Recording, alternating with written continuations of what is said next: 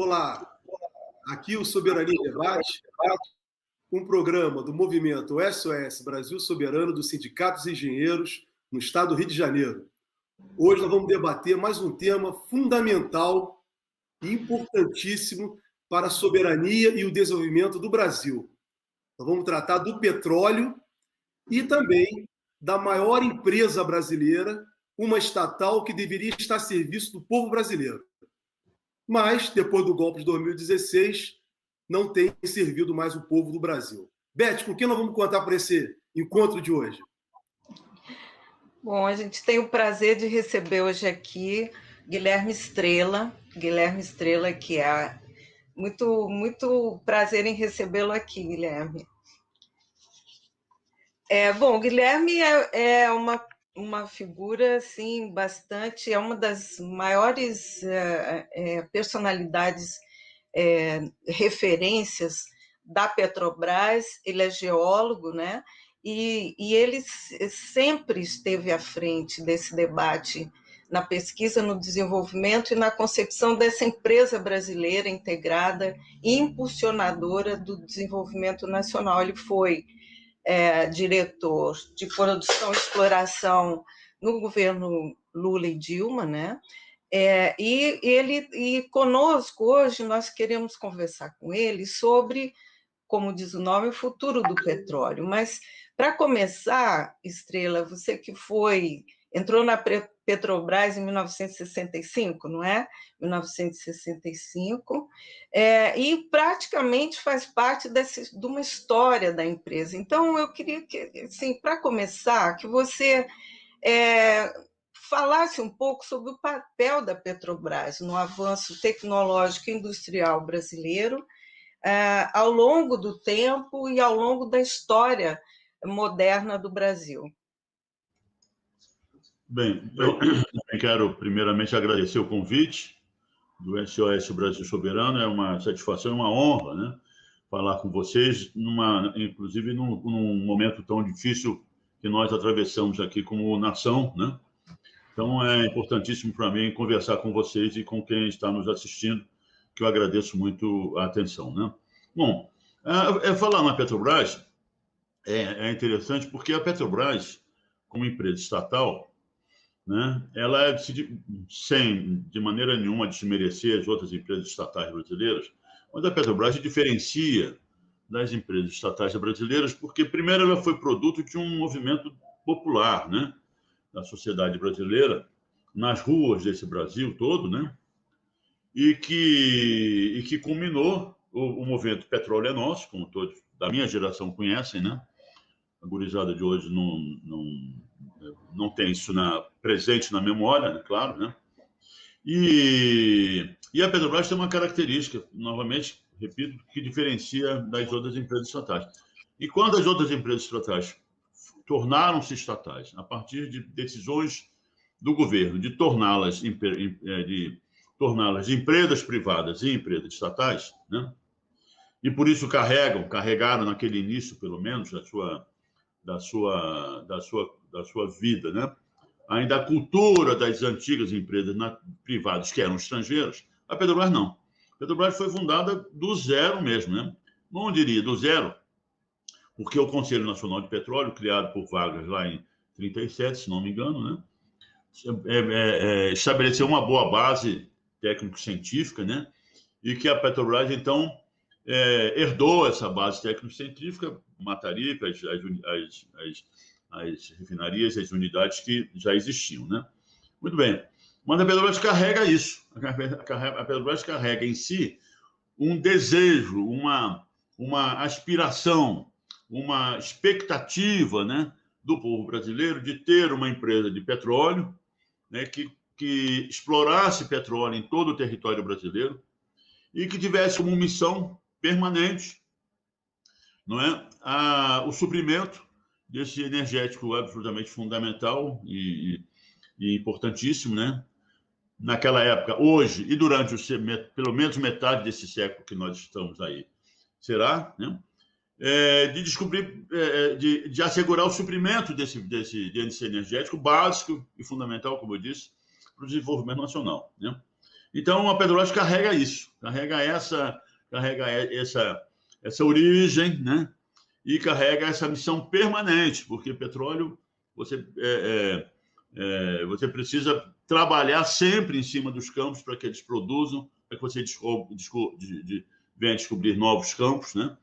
Então, é isso. Esse é que representa a Petrobras, né? Uma empresa que tem que estar presente em todo o território brasileiro, como as empresas estatais, né? E que tem um compromisso com o povo brasileiro, né? Que foi às ruas exigir a nossa fundação, e a nossa fundação já, desde aquele momento, já começa a provocar, enfim, contrariedades no sistema geopolítico mundial, né? E o Getúlio funda a Petrobras em 53 e se suicida em 54, né? Já desde o seu nascimento, a Petrobras já carrega, né, essa ameaça, né, ao seu estabelecimento como uma companhia exclusivamente brasileira, do povo brasileiro, que, enfim, tinha e tem uma missão importantíssima no século XXI.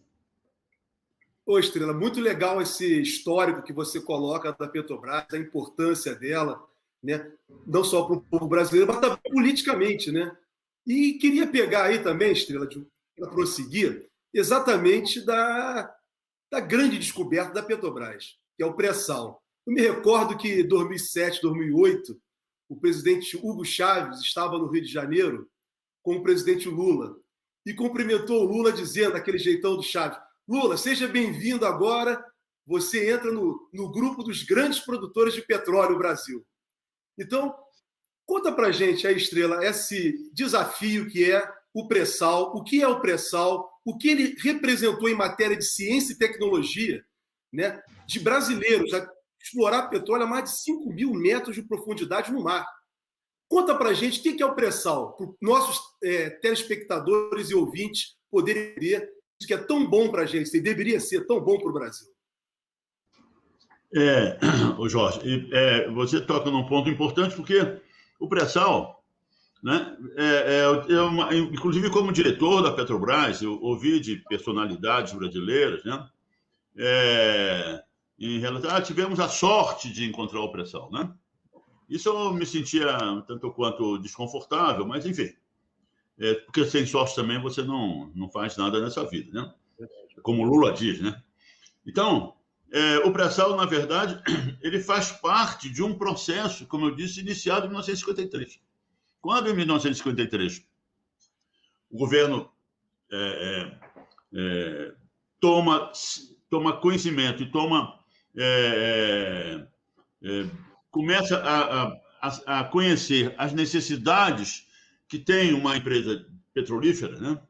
A primeira coisa que o governo, a Petrobras, o grupo da Petrobras tomou contato foi o seguinte: nós não temos simplesmente competência técnico-científica para explorar e produzir petróleo no Brasil, né? Já produzimos alguma coisa, certamente, lá desde Candeias e tudo mais, mas coisa muito incipiente.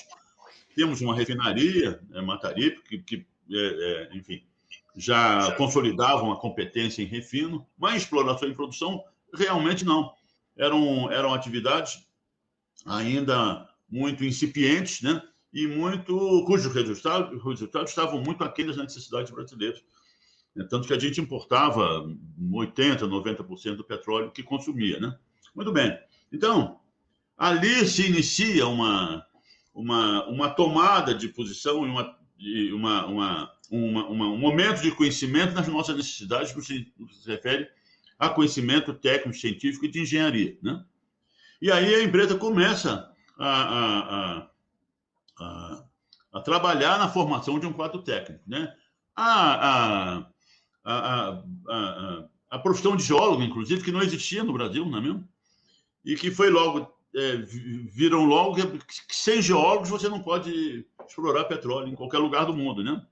Então, a Petrobras foi fundada em 53, começou a operar em 54, e logo, em 59, foram fundados os primeiros cursos de geologia no Brasil. Então, a Petrobras também Claro que a presença da Vale do Rio Doce também influenciou nisso, claro, né? Mas fundamentalmente foi a Petrobras, né? Porque nós trabalhávamos, a gente importava geólogos, né? Estrangeiros para trabalhar na Petrobras. Então, a fundação dos cursos de geologia pelo Juscelino, né? Foi logo consequência da criação da Petrobras. A gente vê, já começa uma primeira constatação nossa seguinte, que a indústria petrolífera é uma indústria que tem uma amplitude de atuação muito grande e ela necessita de profissionais muito competentes.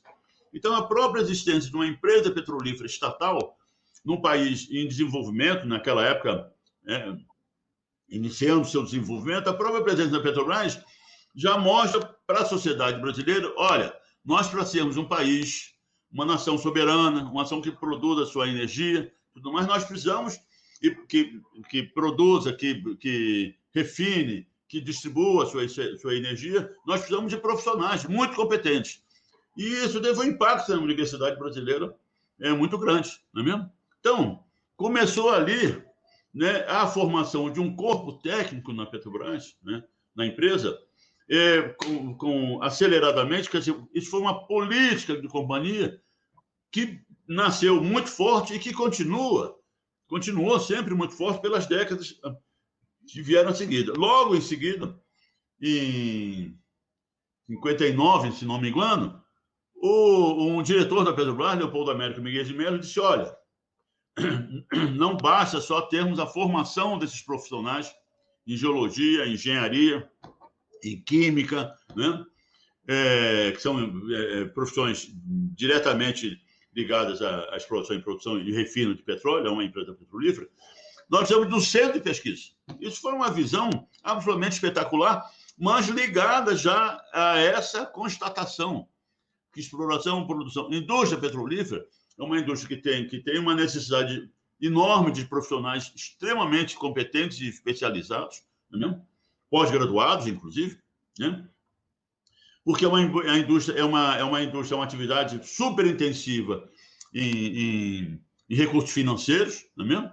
E que é necessário que você tenha uma segurança técnica, técnico-científica e tecnológica e de engenharia que lhe embase e que lhe dê sustentação para enfrentar esses grandes investimentos, que, no final das contas, são investimentos da sociedade e do povo brasileiro, que era uma empresa estatal e monopolista. Então, a Petrobras, desde o início, carrega essa responsabilidade, essa visão, e assume essa responsabilidade de aplicar os recursos nacionais, né, com a maior técnica e a maior competência técnico-científica para que nos dê um conforto de enfrentar uma atividade tão cara e tão arriscada como é a área de exploração e produção.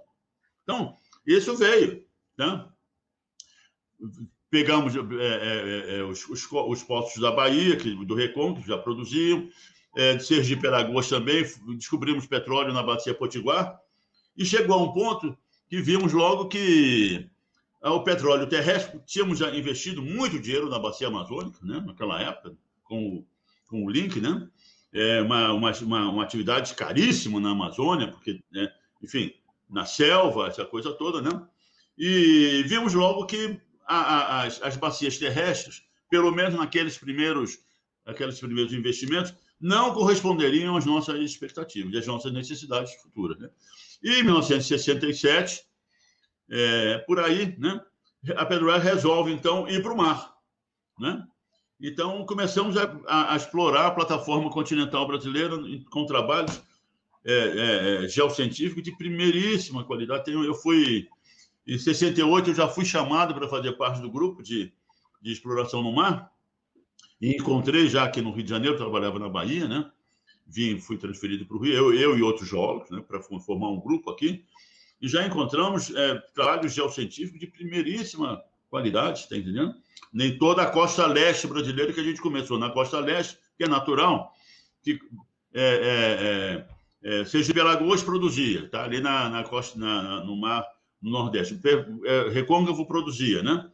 Então, essas bacias, essa área fronteira no mar, as áreas já produtoras em terra, naturalmente eram áreas mais prospectivas, mais atraentes do ponto de vista prospectivo. E viemos e fomos para ali. Só que tem o seguinte, a partir desses trabalhos iniciais, foi detectada uma anomalia, vamos dizer, uma anomalia geológica na bacia do Espírito Santo, que tinham duas interpretações. A história é interessante, né? Se vocês deixarem aqui, cadê a Lídia? Às 9 horas ainda estamos conversando aqui, mas... Fica à vontade, Estrela, está ótimo. E aí apareceu num trabalho de gravimetria espetacular. Eu repito, eu encontrei um trabalho de primeiríssima qualidade. Muito bem. Encontramos uma anomalia que tinha uma dúvida, né? Se tratava de uma estrutura geológica devida a domos de sal, movimento salino, isso é importante, porque já começa logo em 68, nós descobrimos sal em grande profundidade, em grande quantidade no litoral brasileiro. Aí já vem, o pré-sal já vem logo aí, né? Uhum. Então, nós perfuramos um poço, né, no flanco dessa estrutura, que na costa do Golfo, nos Estados Unidos, são estruturas produtoras de petróleo. Né? Muito produtoras, muito prolíficas. Né? E nós furamos e encontramos a estrutura salífera, quer dizer, confirmamos a presença de sal em grande quantidade, porque lá em grande quantidade, e isso modificou enormemente, teve um impacto grande, de uma dimensão muito grande, nos estudos de geologia. Porque aquilo, para nós, foi uma surpresa. Não foi uma surpresa, mas, de qualquer maneira, era um acontecimento que nós não tínhamos nenhuma experiência do ponto de vista geológico, porque em terra não existem domos de sal, em situações que ele não se movimenta. Muito bem. Então, esse poço já foi primeiro. No segundo poço, também ligados a uma estrutura salina de muito menor expressão, nós descobrimos Guaricema, em Sergipe. Isso foi um acontecimento espetacular, porque no segundo poço que nós demos em Sergipe, no Sergipe 1, Sergipe Submarino 1, descobrimos o campo de Guaricema. Na bacia de Campos, em 1974, se não me engano, fizemos a primeira descoberta de porte, né? Então, aí com a descoberta da bacia de Campos, passando uma meia dúzia de anos aí sem descobrir, mas firme no treinamento das pessoas, firme no estudo geológico, está entendendo? Firmes no investimento e exploração para testar a nossa interpretação geológica, para testar a competência do corpo de geólogos, geofísicos e de engenheiros da Petrobras, até que descobrimos Campos. Quando descobre Campos, então as coisas mudam inteiramente, né? E aí abre-se aqui na parte sudeste brasileira uma perspectiva absolutamente espetacular, né? Campos, nós descobrimos Campos em águas rasas. Só para um paredezinho, a plataformazinha lá de Guaricema, que está lá até hoje, né? Foi construída na Escócia. Nós não sabíamos construir uma plataforma de 15 metros de profundidade. Não tínhamos engenharia, né? Foi construído na Escócia, né? Muito bem. Já aí, é um exemplo simples, mas absolutamente contundente, de que você descobre petróleo, modifica todo o panorama de exigências industriais, né? E de equipamentos, de projetos de engenharia, né? Então, isso é indústria petrolífera, não é mesmo? Então, ela carrega em si, como ela carrega em si a incerteza, ela carrega em si o grande prêmio para quando você acerta no seu alvo. E abre perspectiva e necessidade, como eu disse, para conhecimentos novos de engenharia que efetivamente impactam no desenvolvimento industrial de engenharia e industrial de qualquer país, né?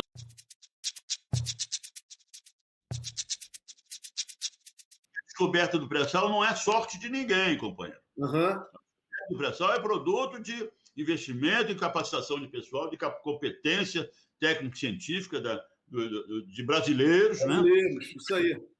Entendeu? Então, e autoconfiança, isso é fundamental. Né? Autoconfiança, não, nós temos competência e vamos lá. Está entendendo? Muito bem. E aí, fomos para águas profundas na Bacia de Campos. Não existia em lugar nenhum do mundo. Em lugar nenhum do mundo, meu amigo. Né? inclusive ganhamos o prêmio, pela primeira vez, o prêmio da OTC, que é o Nobel da Indústria Petrolífera Mundial, em 92. Né? Muito bem. E enfrentamos águas profundas na Bacia de Campos, né?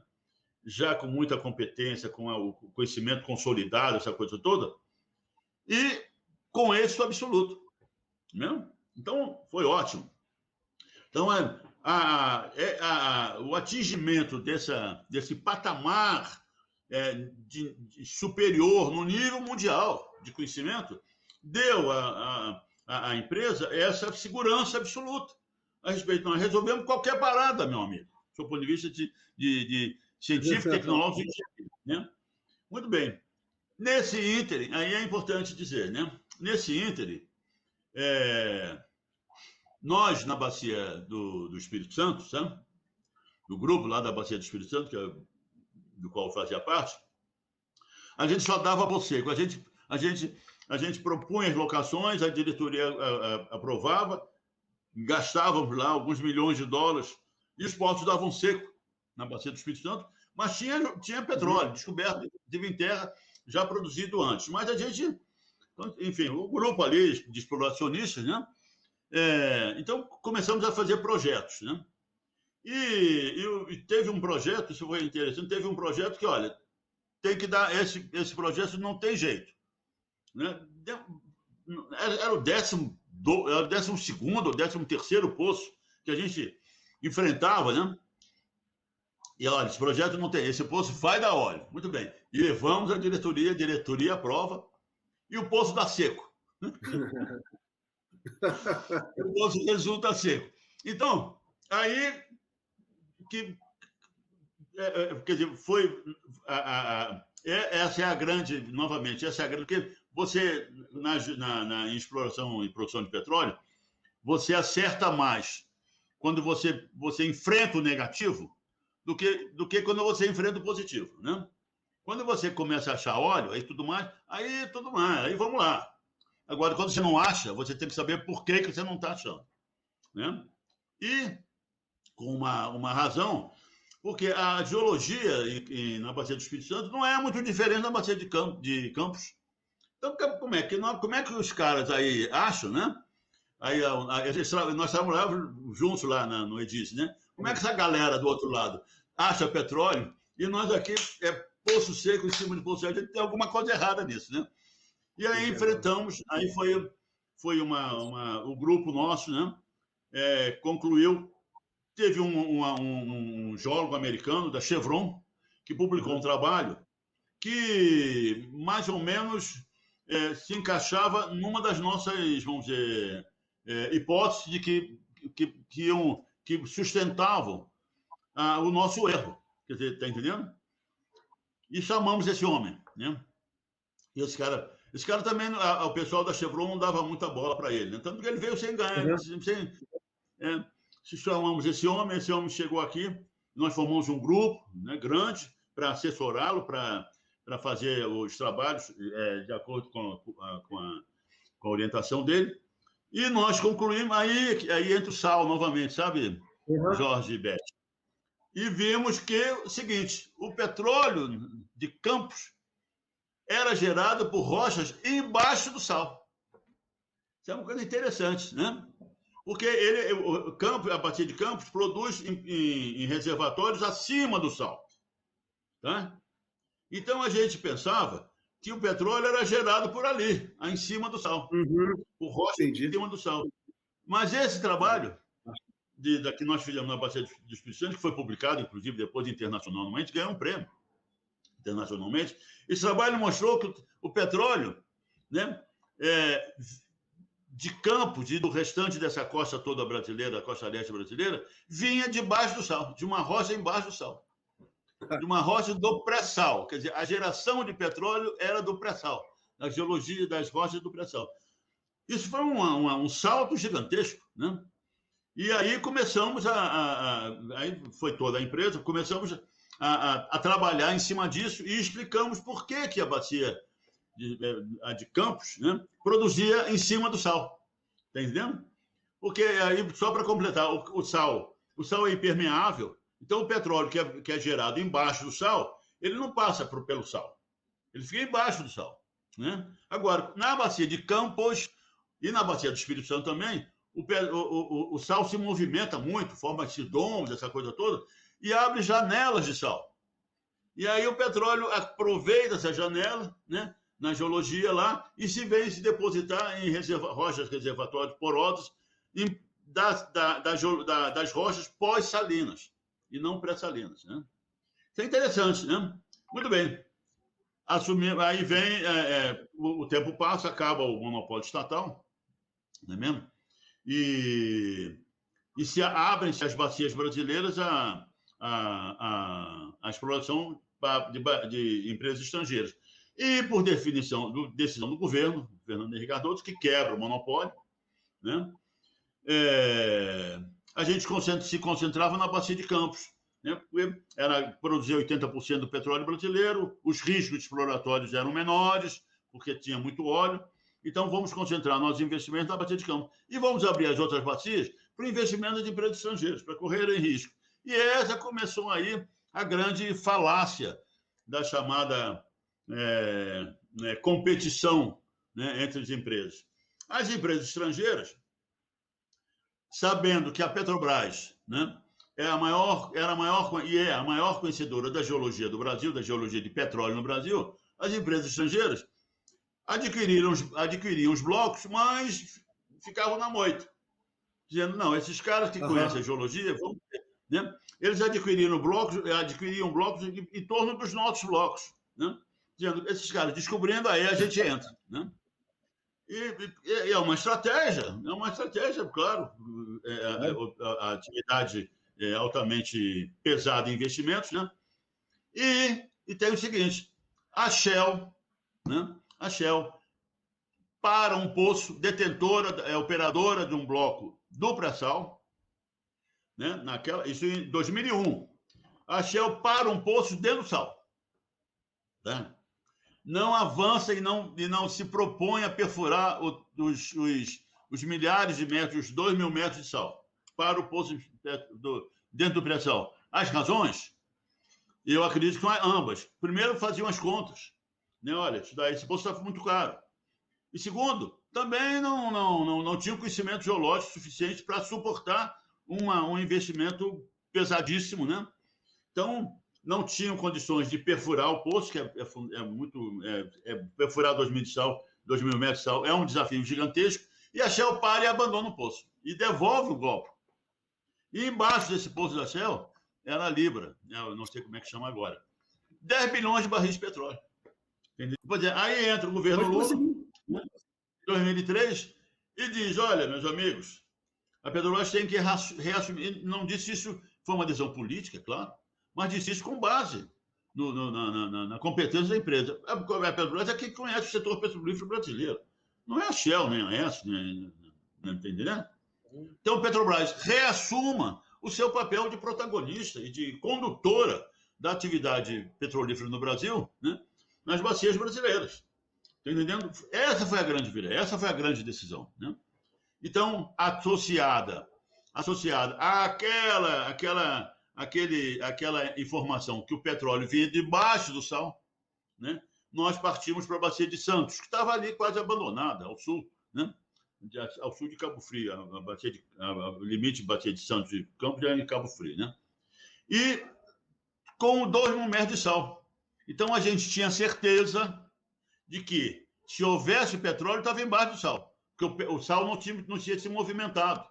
Na bacia de Santos, o sal não se movimenta. Então, não abre aqueles buracos que abriu na bacia de Campos. Jorge e Beth, geologia é uma coisa simples. Todo mundo tem que entender. Quando o geólogo começar a falar e você não entender, você diz, pô, esse cara não deve estar certo. Desconfia desse cara. Muito bem. O petróleo estava embaixo. O petróleo estava embaixo do sal. Com esse conhecimento que nós tínhamos definido lá antes na bacia do Espírito Santo, né? Que não produz uma gota de petróleo, pelo menos não. Em comparação, produzia assim, mas muito pouco. Muito bem. E aí, a nossa única dúvida, meus amigos, era o seguinte: se embaixo desse sal, que a gente sabia que o petróleo estava ali embaixo, havia rochas porosas e permeáveis que pudessem produzir esse sal, pudessem ter recebido esse petróleo, tá? E pudessem produzir o petróleo, né? Furamos o primeiro poço, o investimento foi gigantesco, né? Mais de 100 milhões de dólares, tá entendendo? Uma coisa assim. Por quê? Porque nós fizemos um poço projeto, tá entendendo? Para estudar, perfurar os dois, para se assegurar das condições para perfurar 2 mil metros de sal, de espessura de sal. E chegamos embaixo, tinha uma rocha super porosa e permeável. Só que tem que ir com gás e com muito CO2. Foi o primeiro poço, né? Mas a descoberta de rochas extremamente permoporosas embaixo do sal nos deu a convicção de, olha, aí tá a nossa chance, né? Nós temos que procurar uma área em que, em vez de ser gás com CO2, né, gás hidrocarboneto, né, mas com grande participação de CO2, isso tem uma razão geológica que não cabe aqui, nós vamos ter que procurar uma área em que a gente tenha mais probabilidade de encontrar petróleo. Fizeram um estudo lá e foi o campo na área de Tupi que deu em Lula. Então, quando nós achamos, só para responder a você, essa é a longa história da descoberta do pré-sal, por brasileiros, por decisão política, por competência técnica, científica, não tem nada de sorte aí não, meu amigo, tá entendendo? E foi isso. Quer dizer, então, a descoberta do pré-sal e com condições de produção absolutamente extraordinárias, né? Em condições de limite, de fronteira tecnológica, né? Eu abro sempre um parênteses, que nós descobrimos um do sócio nosso, era British Gas, né? E vinha um inglês lá, né, de 6 em 6 meses visitar aí, né? E me visitava lá. E ele dizia, seu Estrela, quando eu chego na Inglaterra e digo o que vocês estão fazendo aqui, o pessoal disse, não, você está mentindo. Te enganaram lá, não é possível que você esteja fazendo. Ninguém acreditava. Com a nossa... É uma coisa até emocionante, né? Que você vê... Porque os centros de área de exploração juntinhos, atuando com uma segurança absoluta, meus amigos, né? Refletindo a competência, o pessoal tinha e tem consciência da sua competência, tá entendendo? Tanto que nós não temos um desastre, nós não temos um vazamento de óleo, tá entendendo? 15 anos depois, tá entendendo? Segurança absoluta, isso também é produto de uma política operacional que nós temos, que não repetiríamos o desastre de Macondo lá, tá entendendo? Então, essa é a história da descoberta do pré-sal, né? E o que é bonito, ganhamos, aí começamos a ganhar o ATC, ganhamos segundo, terceiro prêmio, né? Então, porque realmente numa coisa que aí vem, só para terminar, eu me reporto lá ao povo do Petróleo é Nosso, né? E isso tem um impacto na autoestima nossa, entendendo? Na aceitação da nossa competência, né? Nem melhor ou nem pior do que nenhum povo, mas absolutamente suficiente para nós mesmos cuidarmos das nossas riquezas, produzirmos as nossas riquezas para benefício do povo brasileiro. Maravilha, Estrela. Ricardo Estrela. É uma aula sobre o pré-sal, né? Emocionante, Beth.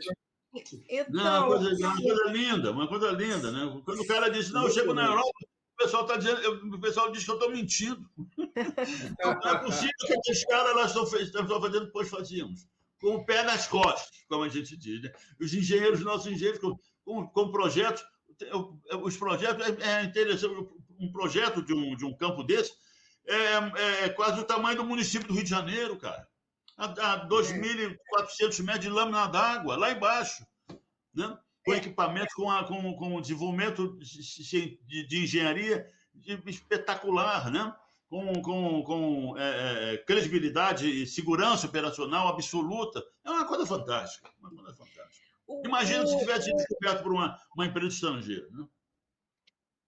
Pois é, e dizem, Estrela, eu queria saber a sua opinião, que essa descoberta do pré-sal acabou levantando a cobiça de vários operadores da área, vários países, né? O governo brasileiro viu na descoberta do pré-sal isso que você acabou de dizer, a possibilidade do Brasil desenvolver e ser autossuficiente na sua soberania, e mais, aquele marco regulatório, né, a construção do fundo que destinava os royalties para a educação, que investia na tecnologia, na pesquisa, no desenvolvimento, de uma empresa nacional, né, a locomotiva praticamente do desenvolvimento brasileiro, acabou sendo praticamente solapado esse sonho a partir do golpe, né, como já foi mencionado, que tirou a presidenta Dilma do governo, e depois com a Operação Lava Jato, né?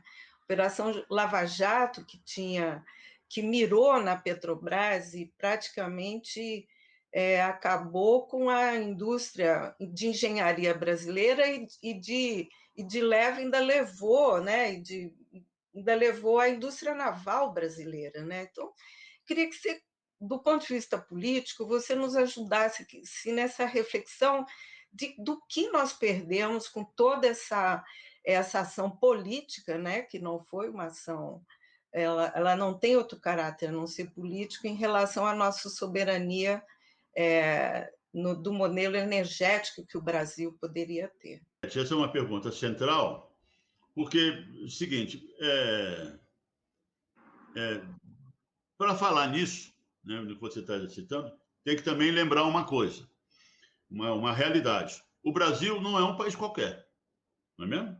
O Brasil é o quinto país em extensão do mundo. Se você juntar a nossa Amazônia Azul, o pré-sal está na Amazônia Azul, está a 300 quilômetros da costa, né? Se você juntar a Amazônia Azul, nós seremos o terceiro ou quarto maior do mundo, tá entendendo? Nós temos a maior floresta equatorial do planeta, que produz lá 10% do oxigênio da atmosfera, não é mesmo? Nós somos o segundo, seremos o maior produtor de alimentos do planeta, né? Temos as terras férteis de grande extensão nesse imenso território brasileiro. Nós somos um país riquíssimo em minérios, né? Quase certamente o mais rico de concentração mineral num só território nacional, né? Carajás é uma das maiores províncias de metallogenética do planeta. Temos a calha norte do Amazonas, ainda praticamente não muito conhecido, do ponto de vista geológico. Temos esse enorme continente regado por grandes bacias hidrográficas de superfície, bacia amazônica, Tocantins, Araguaia, Parnaíba, né? São Francisco, depois do Rio Grande, aí, o complexo do Rio Paraná, né? E Madeira, Tapajós, enfim, somos o país certamente mais rico em águas superficiais, com uma área desértica muito pequena, que vai acabar praticamente com as obras de transposição do Rio São Francisco, né? Temos os dois maiores aquíferos subterrâneos de água potável, que são o Guarani e o Alter do Chão, e a água é um bem que a humanidade vai desesperadamente necessitar ao longo desse século XXI, né? Temos 7,5 bilhões de habitantes, não é mesmo? Mas esse país, né, nos faltava energia, não é mesmo? Nos faltava carvão, não passamos o século XIX inteiro sem energia. A nossa energia era roda d'água, tração animal, lenha e o braço escravo. A energia nossa era o braço escravo, que formou essa sociedade toda complicada e preconceituosa que nós temos hoje, não é mesmo? Então, o país não tinha energia, né? Veio o ciclo barrageiro, Getúlio veio, o Getúlio tirou o Brasil não do século XIX, Getúlio tirou o Brasil do século XVIII, tá entendendo? Veio com a ideia que é a energia que produz a industrialização, né? Então, Getúlio veio com a energia hidráulica, né, já com a eletricidade, né? Mas tudo estrangeiro, engenharia estrangeira, tecnologia estrangeira, né? Criou o CNP, em 37. Então, o Getúlio traz a energia para o centro de atenções do cenário nacional, organiza o Estado brasileiro em torno disso, num projeto nacional, é deposto, né, logo que acaba a Segunda Guerra Mundial, e vem a Constituição de 46, que abre novamente o Brasil para as empresas petrolíferas estrangeiras, né? Muito bem. E viemos com o ciclo barrageiro iniciado em década de 50, depois com Juscelino e tudo mais, trouxemos a hidroeletricidade em grande quantidade, mas ainda insuficiente, né? Porque, enfim, como agora, quer dizer, você bobeia, nós estamos na beira de um apagão e não há um sistema industrial de peso que possa, enfim, estar submetido a essa ameaça, né? Até que descobrimos o pré-sal. Quando a gente descobre o pré-sal, né, e com a legislação que vem em torno do pré-sal, como você falou, com o plano social, né, que veio junto do pré-sal, mas com uma importantíssima conquista, que foi o novo marco regulatório, foi que a Petrobras era operadora única. E o operador é que escolhe projeto de engenharia, assuntos científicos, né, projetos de automação, que cada vez mais as atividades são automatizadas, equipamentos, né, novos materiais, tem um leque imenso de atividades, e a Petrobras, como operadora única e unida ao conteúdo nacional, de 65%, né, era, vamos dizer, o tijolo, era o alicerce que nos faltava para nós, efetivamente, construirmos um projeto nacional de desenvolvimentista soberano. E aí veio outra coisa, veio um fato em paralelo, mas não menos importante, né? Com isso tudo, surge também o BRICS. Quer dizer, o Brasil parte para uma posição, para um movimento geopolítico internacional, e em contrapartida à unipolaridade, né, que os Estados Unidos assumiu depois da União Soviética, e implantou nos seus países, principalmente da América Latina, o consenso de Washington, que tem aqueles 10 mandamentos lá que acabam com tudo. Acabam com a soberania de qualquer país, que começou a ser implantado no Brasil pelo Collor e tudo mais, mas se aprofundou no Fernando Henrique Cardoso, né? Com privatização, essa coisa toda, e essa tal ponte para o futuro, essa coisa ridícula e primitiva, né? Que veio depois do golpe da presidenta Dilma, né? Veio acabar com a Previdência Social, com a legislação trabalhista, reescravização do povo brasileiro. Enfim, isso tudo, o pré-sal veio, como eu disse, completar aquele quadro de necessidades básicas, estratégicas brasileiras, para nós, afinal, junto com o BRICS, tudo junto também, como eu disse, com essa atividade geopolítica global, se transformar num agente do cenário geopolítico, geoeconômico, geossocial, geocientífico mundial, de peso. E aí, né, as mesmas forças que derrubaram Getúlio em 45, que aprovaram a Constituição de 46, que deram o golpe ainda de uma certa forma, né, em 64, que tinha um viés nacionalista, mas logo a gente viu que também não era ligado a interesses estrangeiros, não é mesmo? E aí veio Fernando Henrique, o consenso de Washington, mas o Lula foi eleito. Quando o Lula é eleito, que traz essa nova realidade, e vem o pré-sal, né, e que nós construímos isso tudo com o novo marco regulatório, com a Petrobras como operadora única e com conteúdo nacional, isso aí passou dos limites, e o pessoal do outro lado da mesa, né, como disse a moça da Chevron, né, mandando um e-mail lá para a sede dos Estados Unidos, disse, olha, mas a gente vai ganhar a eleição e o senador José Serra acaba com essa brincadeira, a gente recupera a nossa importância no Brasil. Tanto que o primeiro golpe contra o novo marco regulatório foi a queda da Petrobras como operadora única. Veio logo em seguida, né, com o governo Temer, extinguindo o conteúdo nacional e desonerando as importações. Aí você derruba, né, o projeto de industrialização soberano brasileiro, né? Vai ser tudo importado, tá entendendo? Tecnologia importada, tudo importado, né? E tira a Petrobras como operadora única, né? Vem esse governo, transforma a Petrobras num banco, numa dependência dos grandes fundos de investimentos transnacionais. O BlackRock é o principal deles, né? E Fernando Henrique já tinha aberto as ações da Petrobras na Bolsa de Nova York. Então, se complementa essa verdadeira virada de mesa anticonstitucional.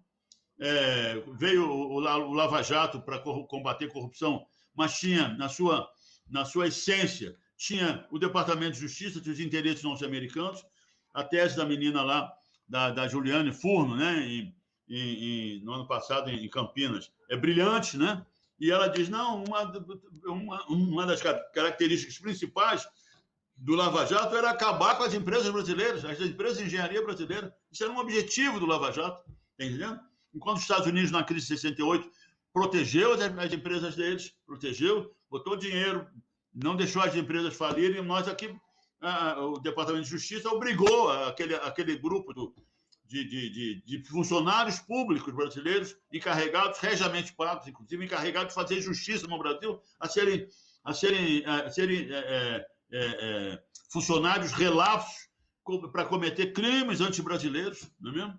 Estão soltos até hoje. Prenderam um homem que ia ser o presidente, ser eleito presidente da República, prenderam um homem sem provas, como está comprovado, a mano de governos estrangeiros, né? Isso continua aí, nós estamos vivendo isso. E essa é a história. Está entendendo? E essa é a história, e agora é o seguinte, nós estamos vendo, estamos apreciando o que está acontecendo aí. O general chega e disse, se não houver voto escrito, não tem eleição. Isso é um absurdo, um completo absurdo, inaceitável. Está entendendo? Então é isso. Agora, atrás disso está esse Brasil gigantesco, né? Atrás disso está esse gigantesco. Então, o que é que nós vamos fazer? Porque, na minha opinião, só para não alongar muito, como diz o professor Gilberto Bercovici, tem um trabalho dele com o Felipe Coutinho, da IPET, como diz o senador Roberto Requião, tudo que foi feito e que está comprovadamente do conhecimento de todos, que foi feito por ações ilegais e transformadas numa fraude jurídica eleitoral, né? Isso tira a legitimidade desse governo. Esse governo não tem legitimidade jurídica, ética, né, política, está entendendo? Para fazer o que está fazendo desde o golpe de 16. Então, nós temos que... E aí, eu, infelizmente, não tenho aqui, deixa eu pegar, é a Constituição Federal. Item 1 do artigo 1º da Constituição Federal. Está lá, o Brasil tem como objetivo a soberania nacional. E energia é um assunto estratégico de soberania nacional. Isso é uma coisa absolutamente tranquila e indiscutível. Está entendendo? E tem um artigo lá também dizendo que o mercado interno é também é parte da independência e da soberania brasileira, né? E aí aconteceu o que aconteceu, quer dizer, destruíram a Petrobras. O pessoal diz, isso não é bem, destruíram a Petrobras, não é mais a Petrobras. Aceitar a Petrobras como está é um absurdo. Nós temos que reverter isso tudo, está entendendo? Pela ilegalidade, pela ilegitimidade desse governo. O senador Requião está lá no artigo 1º da Constituição Federal de 88, todo poder emana do povo através de seus representantes, indiretamente através dos representantes e diretamente através de consulta popular. Temos que fazer a consulta popular e chamarmos o povo brasileiro para opinar sobre isso. E opinando sobre isso, nós vamos buscar isso de volta. Eu estive no Iraque, na descoberta de Majnun, quando descobrimos um campo gigantesco no Iraque, né? E o governo iraquiano nos chamou e disse, olha, vamos sentar nessa mesa aqui para discutir isso. Você não pode ficar com esse campo tão grande. Nós não tínhamos essa perspectiva quando chamamos vocês para nos ajudar a explorar petróleo aqui no Iraque. Vocês descobriram uma coisa tão grande que não pode ficar na mão de uma empresa estrangeira, ainda que seja uma empresa estatal ou de país amigo. Isso tem que nós vamos retomar isso de volta. E sentaram na mesa e trocaram pelos Passat da Volkswagen, pelas empresas brasileiras de engenharia que foram lá construir pontes e ferrovias, né? Pela Sadia, que abriu espaço para... Então, é isso. Então, não há outro jeito. Porque, meus amigos, se nós não revertermos tudo isso, e se a Petrobras não voltar a ser a Petrobras, a Petróleo Brasileiro, uma empresa estatal integrada, né? Exploração, produção, refino, distribuição, né? E gasodutos, está entendendo? Termoeletricidade, geração térmica. Se a Petrobras não voltar a ser isso, não é mais a Petrobras. E presente em todo o estado, em todo o território nacional, como uma empresa estatal. Então, se nós não aceitarmos isso, porque isso é só uma parte todo esse conjunto de medidas anti-brasileiras, escravizadoras do povo brasileiro, que já estão sendo operados. Privatização da Eletrobras, dos Correios, de tudo, não é mesmo? Então, é a entrega da economia brasileira, de um país gigantesco como esse, com a nossa riqueza, é entrega a interesses do sistema financeiro, dos grandes fundos de investimento que são transnacionais. Nós perdemos a nossa soberania. Aceitar isso é nos candidatarmos a gerenciarmos uma colônia. Isso não é possível, não é aceitável. Nós temos responsabilidade com os nossos filhos e netos. Não podemos deixar para eles uma colônia, sem poder algum de gerirmos um país desse tamanho, com as nossas riquezas, e com um povo que temos somos talvez um dos mais de distribuição de renda, as piores do mundo, né? E em termos de consumo de energia, somos, como pré-sal, inclusive, estamos lá entre 30º lugar em consumo de energia per capita, não é mesmo? Então, somos o segundo maior produtor de alimentos no mundo e temos 20 milhões de famintos. Isso não é aceitável, de maneira nenhuma aceitável, não é mesmo? Então, temos que reverter isso tudo. Não há outro jeito, senão a gente virar isso. Porque aí o pessoal diz, não, Estrela, mas isso é uma ruptura. Não, eles já romperam. Quem rompeu foram eles. Não é mesmo? É uma coisa você dizer que o governo Pétain, na França ocupada, era legítimo. Entendeu? Não. Foram eles que romperam. Nós temos que recuperar a Constituição de 88, o espírito da Constituição de 88. Está entendendo? Então é isso, meus amigos. Aí, mas olha, concordamos.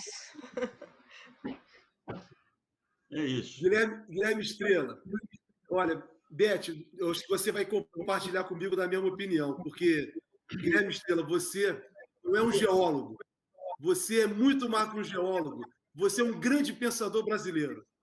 Nós, brasileiros, temos que agradecer a você pela sua existência. Homens como você são combatentes e resistentes. Eu tenho certeza que esse momento que nós estamos passando, que você agora colocou no final, né, de entrega, que o governo de Temer, o governo de Bolsonaro, tudo que fizeram, Lava Jato, Sérgio Moro, tudo que fizeram, nós vamos superar isso. No caso particular da Petrobras, Estrela, é inconcebível um país que tem grande produção de petróleo, refinarias, cientistas, como você bem destacou hoje aqui, e gasolina custando a R$ 7, R$ 8, um botijão de gás custa mais de R$ 100. Uma mãe pobre passa uma dificuldade incrível. Com toda essa riqueza, como você hoje nos possibilitou aqui, é do Brasil, é do povo brasileiro. São brasileiros e brasileiros.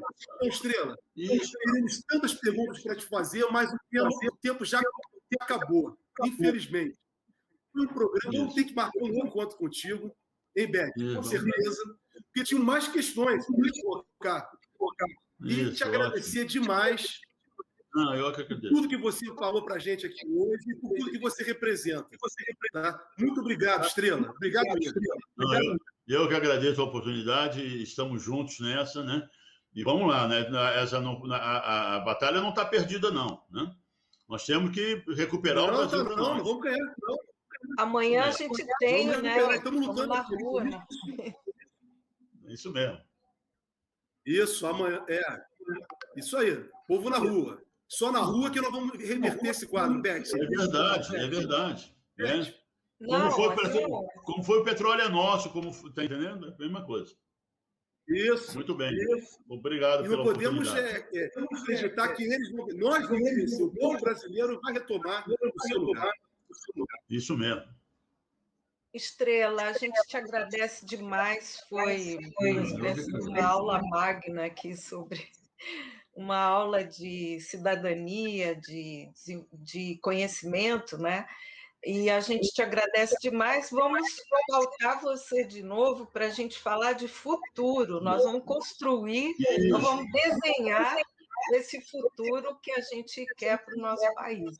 Né? É verdade. Muito bem. Então, te agradecer novamente a participação, você ter reservado uma parte do seu tempo para conversar com a gente, com as pessoas que nos assistem. E a gente, infelizmente, fica por aqui, ainda com gostinho de queremos mais, e esperamos todos vocês até na semana que vem com o novo Soberania em Debate. Obrigada a todos. Obrigada, Estrela, de coração. Eu agradeço.